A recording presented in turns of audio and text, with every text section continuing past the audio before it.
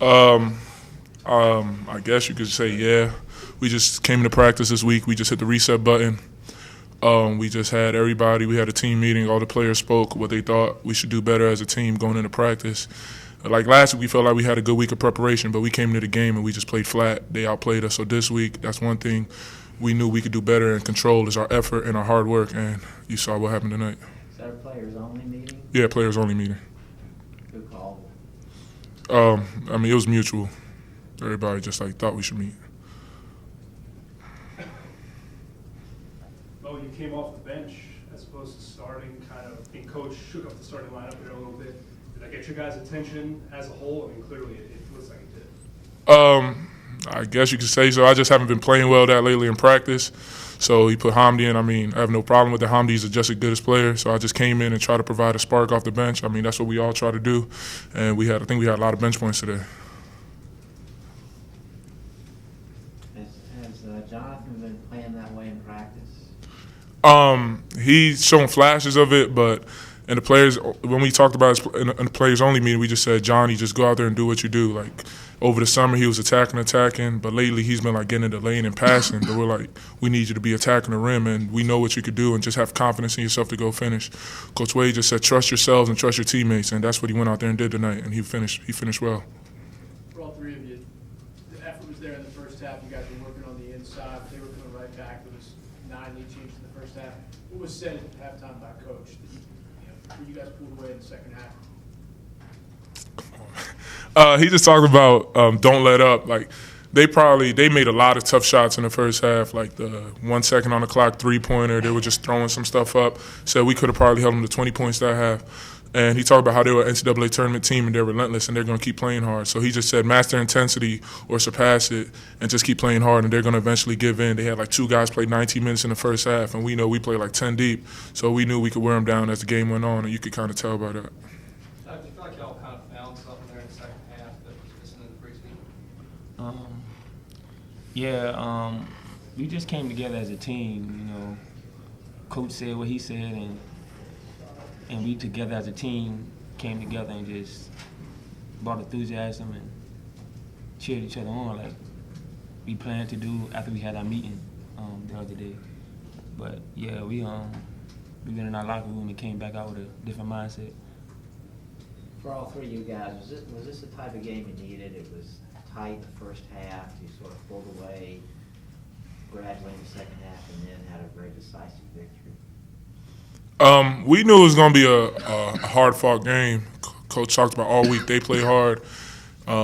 They're better. They played maybe harder than Queens did, and we knew what Queens came in here and did. So we just knew just keep attacking, keep attacking, keep attacking. We just try to keep it on the front of our minds. We talked about it's hard to win. Winning doesn't come easy. If it was easy, everyone would do it. So we knew the win is going to be hard to get a win. So we knew we really just had to sustain our defense. That's what we really try to focus on is getting stops, and that's when we pulled away. We got a couple stops in a row, and we were making shots. We realized they were having trouble guarding our drag screens. That's when Johnny got going, and if that wasn't there, we just threw the ball inside, and once they started doubling, start kicking it out. So we just try to recognize everything that was happening and just try to keep playing hard.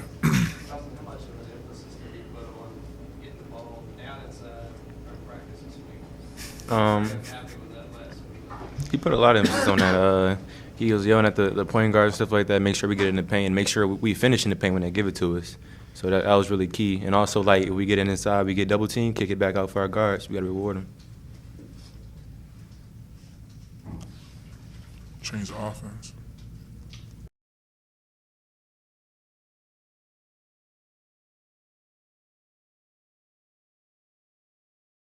Thought we played better. Wasn't perfect, but we played better. Did what we needed to do. We threw that thing inside, and our big guys finished down there. We did a good job on the glass and did a nice job keeping them out of transition. So those were some keys for us coming in. I liked our balance scoring tonight, and Jaquan didn't even score a lot. So I liked our balance, and we prepared better the last couple days, and it showed on the court. It wasn't perfect by any means, but it was much better.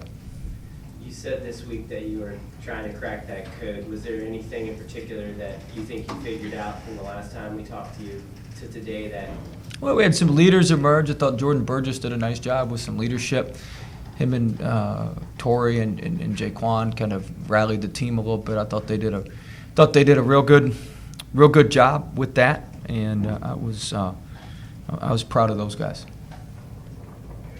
Jonathan Harris sort of took control there for a while tonight. Is that what you expect him to do? Is that what you've seen him do? Williams, yeah.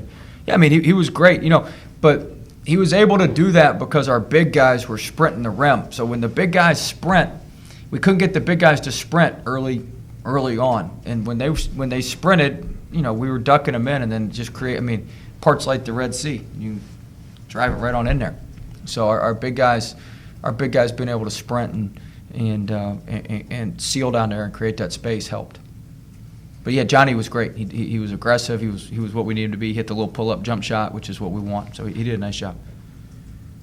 How much was this about, maybe not about, but going back to your formula, playing inside out, you were able to you repeatedly got the ball in inside, and then they kicked it out at times in the second half, but also better defensive intensity in the second half. Yeah, I thought we played well. They hit some tough shots. We guarded them pretty well, and they hit some really, really tough shots. Those big guys, give those guys credit. Weeks and Ahmad Thomas is really good. He's Troy Daniels' cousin, so he's a really good player. He's a great kid. I've known him for a long time. Really, really good kid.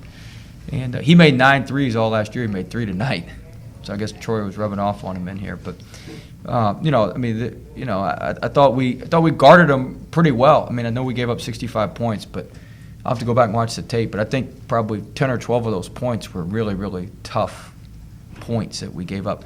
They're really good in transition. I wanted to hold them to 10 or less in transition. We held them to 2 points in transition, which was phenomenal. That was key. Thought our full court press helped. We didn't trap any out of it, but I thought that helped set the tone a little bit for the game and allowed us to guard a little bit better in the half court. This is the type of game that you needed coming off of Queens. It was going to be a team that they played you tough in the first half.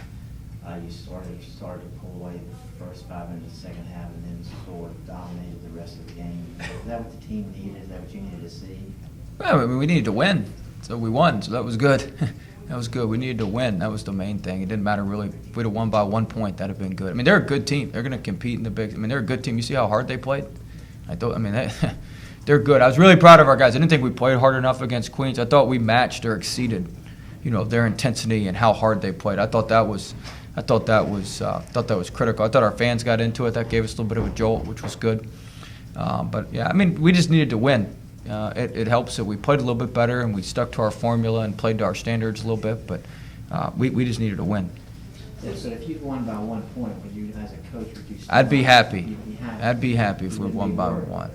Well, Certainly I'd be worried. I'm worried and we won by 15, Paul.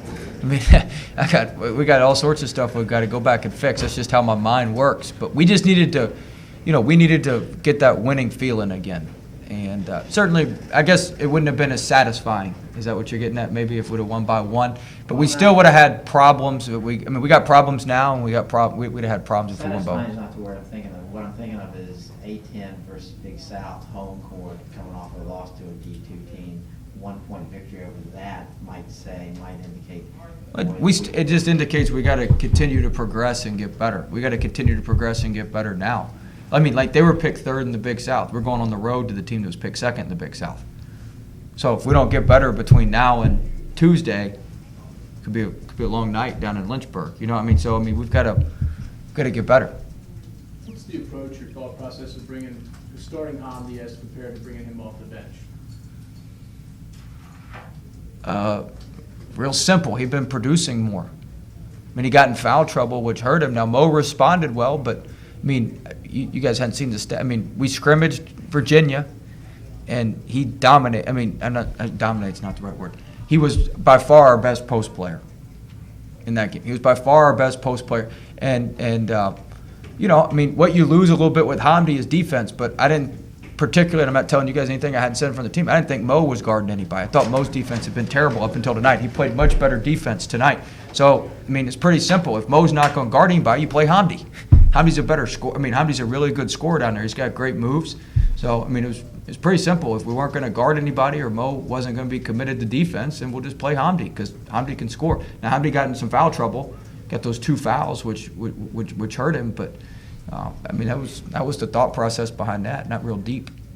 Coach, Mo had started 72 in a row for you guys. I didn't know Is that that. a message to you? I really didn't know that. 2 straight years, 2 consecutive seasons, every game he started. Is How that a about message that? to your guys that it doesn't matter who you are, if you don't play defense like you're saying?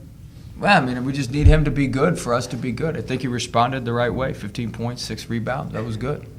That was good. But yeah, I mean, we're going to play the guys who give us the best opportunity to win. And I think I really I thought Doug and Justin brought tremendous energy off the bench. We were going to get them in early. That was part of what we were going to do. We were going to get those guys in early. And I thought we did a nice job of getting them in there. And I thought they brought great energy for us off the bench. I thought Doug played really well. Really helped us.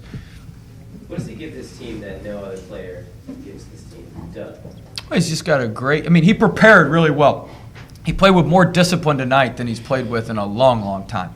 So I was really proud of him for that. He prepared well and earned the right to play well. But I told Justin and him, like, one thing that's a little bit tricky is early in the game the officials like to kind of set the tone. So Justin and Doug are so aggressive. Sometimes it's better to have some other guys out there and let them set the tone, maybe with some other guys, and then bring those guys in. So they don't, Justin doesn't get an over-the-back foul or something early in the game that could hurt him, and Doug doesn't pick up a reach-in foul or that sort of thing. So it allows us to maybe play those guys a little more extended minutes. But they both bring energy and in different ways. I think Tillman brings energy on the offensive end. I think Doug brings energy on the defensive end.